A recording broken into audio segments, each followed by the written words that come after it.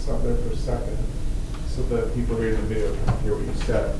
So that observation is perfect. When they said that f double prime is less than 0, you should have thought, okay, that means f is concave down, which means if I follow all the slopes of f, I must see a decreasing pattern as I go from slope to slope.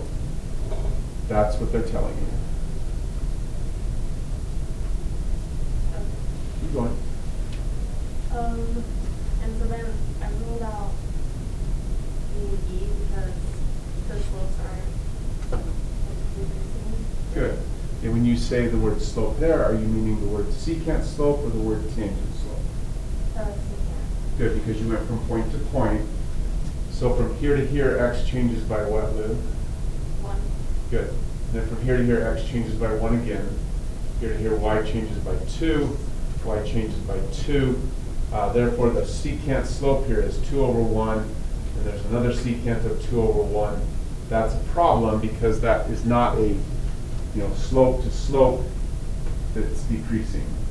So that doesn't work. Here we have a similar but slightly different problem. Here the slope is 1.5 over 1. Then the secant slope is 2.5 over 1. That's an example of when we go from secant to secant, we have an increasing pattern. So that's wrong too. It's perfect. Keep going. Can anyone else just jump in if a question pops in mind, or even I don't get it, we need to talk about it more, just speak up. Okay. And so then for the rest of them, I was looking at the secant slopes and they're all decreasing. And so I don't really know what I'm supposed to do with when it says that f prime 3 equals 2. Like, I don't really know what that's telling me. I know it's telling me something, I just don't know what. Gotcha. Let me just say it back to the video. So Liv figured out correctly that from this point to this point, the secant slope is 2.5 over 1. I always write over 1 so you don't forget to check the change in y. The secant slope between these 2 points would be 2 over 1. Here we have something kind of similar.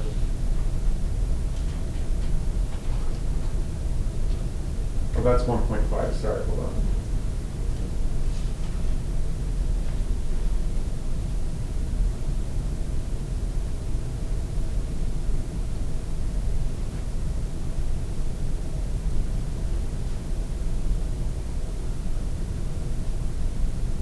So you're comfortable to there, yes? Yeah. Good.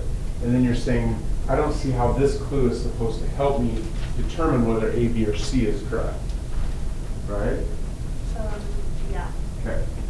It goes back to here again, that we've got a curve of f. These y values are going up. These y values go up, these y values go up. So the curve of f goes up, and the curve is supposed to be concave down. So I imagine f being something like this. Comfortable? Yeah. And you figured out, if I go from a point to a point on f, I find a secant slope of 2.5 in these two cases, and 2 in this case, right? We'll label this. And then I find a secant slope here of 1.5.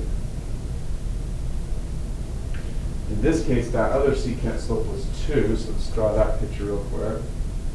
Like this.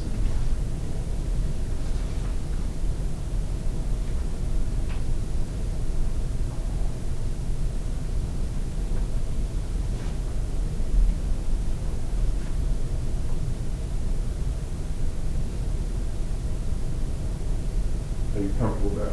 Yeah. Awesome. And we'll just kind of similar to that, right? Okay, here's where the tangent slope comes in. The tangent slope is the slope right at a point. And the point that they tell us the tangent slope at is x equals 3. So this right here is the point. You have that new button. This is the point x equals 3, comma, y equals 5. And the same thing for all of them. Comfortable? Yeah. Good. I know the slope right at that point, right here, that tangent slope has to be 2. That make sense? Okay. One of these pictures has a problem. Can you tell me, Liv, which picture has a problem?